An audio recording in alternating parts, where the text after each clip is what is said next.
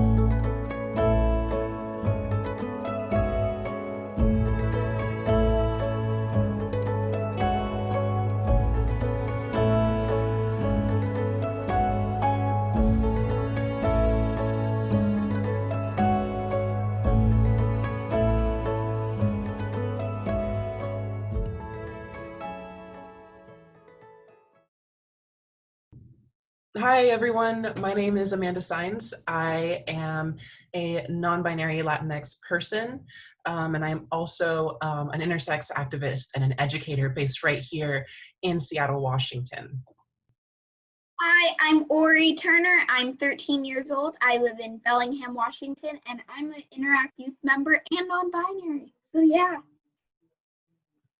We're here to talk about intersex justice. A couple weeks ago, I think Ori and I met up and had a conversation, which is the video that you guys are all about to watch. So thank you so much for being present with us. Thank you so much for learning about intersex and hearing out our stories.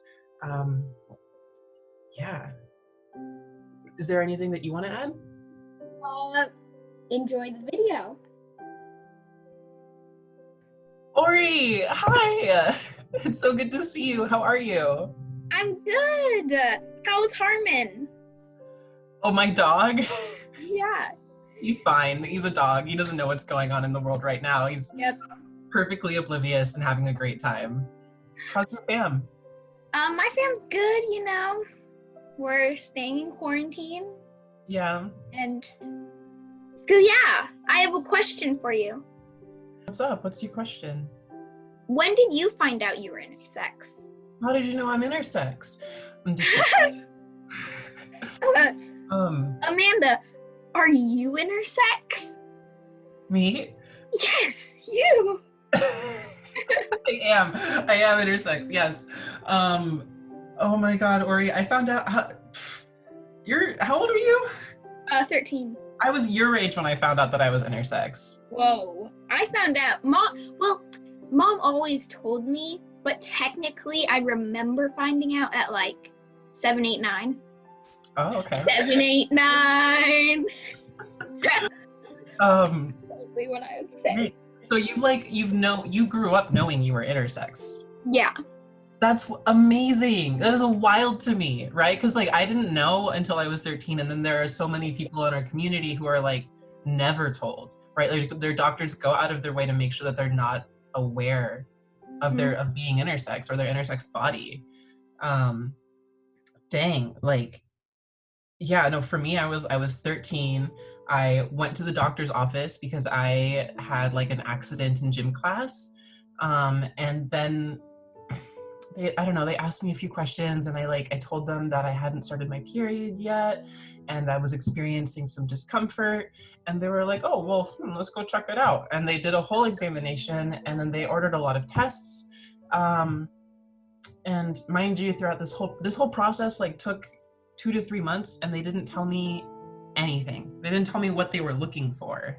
And I found out because I overheard the ultrasound technician talking about what it was that he was supposed to be looking for.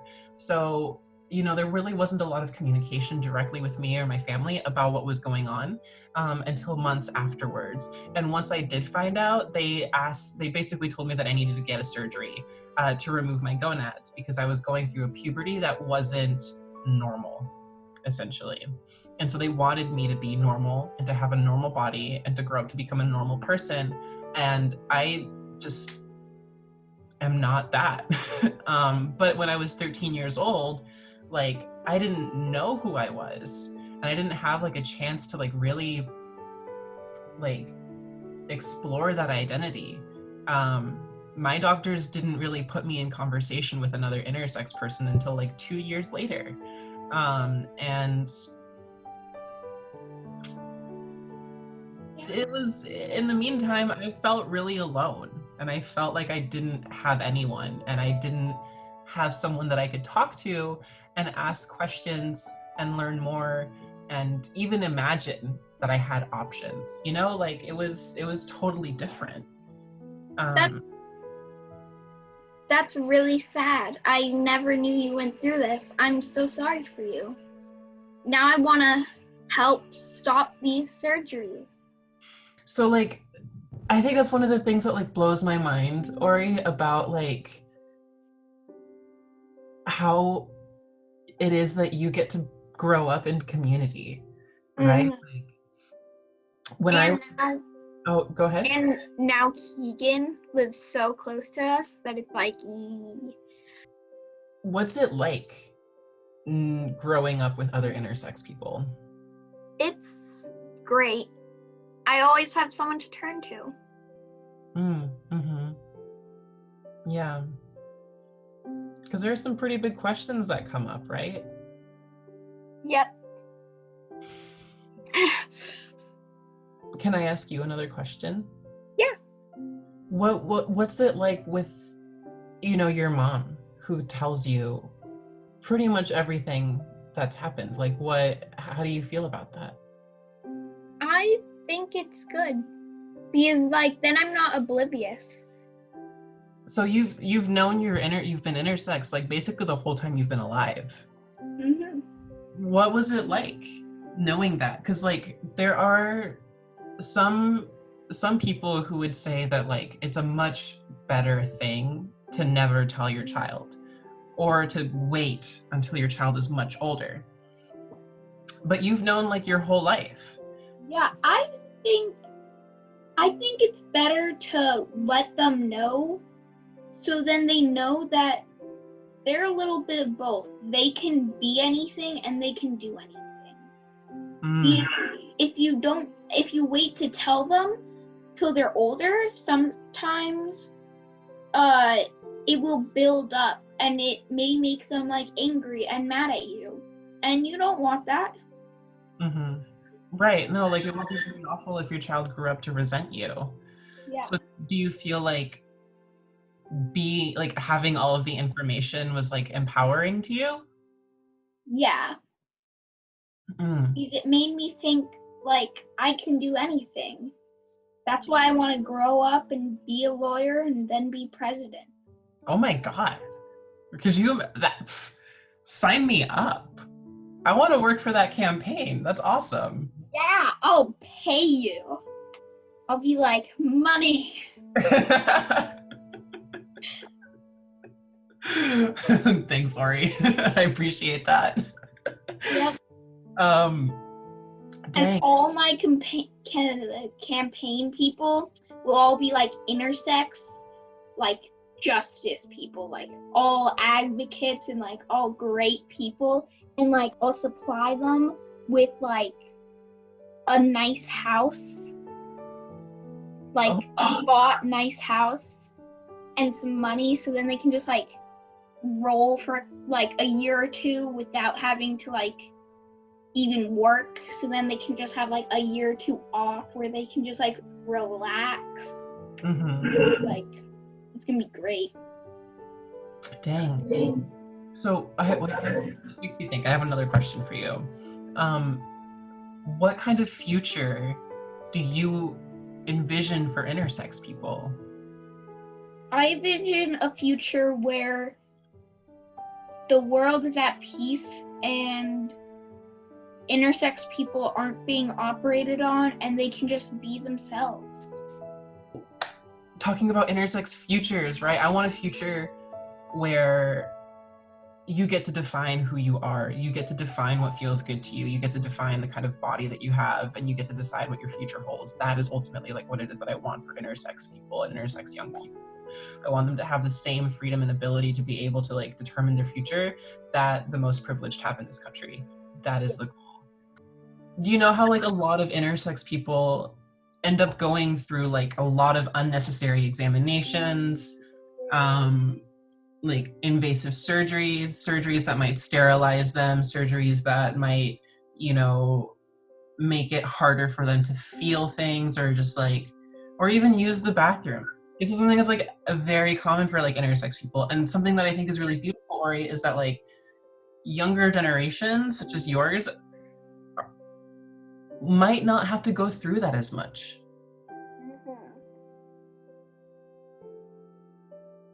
That's like so great. And I just hope that our generation doesn't have to go through that and we can start a new generation. Yeah. Of like intersex people who haven't had these super intense medical experiences. Yeah. Where there's a third gender called intersex. Ooh. Hey, do you think it's possible, right? Like if you were talking to the parent of a child who's intersex, right? And they just found out, what would you want them to know? I want them to know that their child is perfect and they should love them for who they are. Love that. How can we get there? Well, through a lot of things. A good president would help. Like, you know, a good president. Like, not a Trump. Yeah. Like, a good president, more advocacy, everyone's stepping up. Mm-hmm. When I become old enough, me as president, all of these things would help. Yeah. I think some other things that would be really helpful for that intersex future, for that future that like allows for intersex and clean water everywhere. Clean water needs, yeah. It's just like that needs to happen. That's so real, because like a lot of these issues are intersectional issues, right? Like it's not, when we're asking for justice as a community, we're asking for justice for everybody, right? It's not just intersex people who have experienced violence, who have experienced non-consensual surgeries, but we also want to make sure that Flint, Michigan still has access to clean water. We want to make sure that, you know, individuals that have been detained at the border have their rights respected. A lot of these things kind of like come back to the idea of control. You know, like surgeons want to be able to control intersex bodies and effectively like be responsible for determining what is appropriate and what's not appropriate. The ideology of control is something that you can see across different elements of society. And there's also the element of like wanting to police things that are different. So Amanda, one last question. What's up? Why do these surgeries happen? Oh my God. That's a big question. And I feel like a lot of people have written a lot of books about it. The very long story short, is that it's about normalizing bodies. So there's this idea that if you're born with physical differences, that it will somehow make your life more challenging. What's really going on is that you have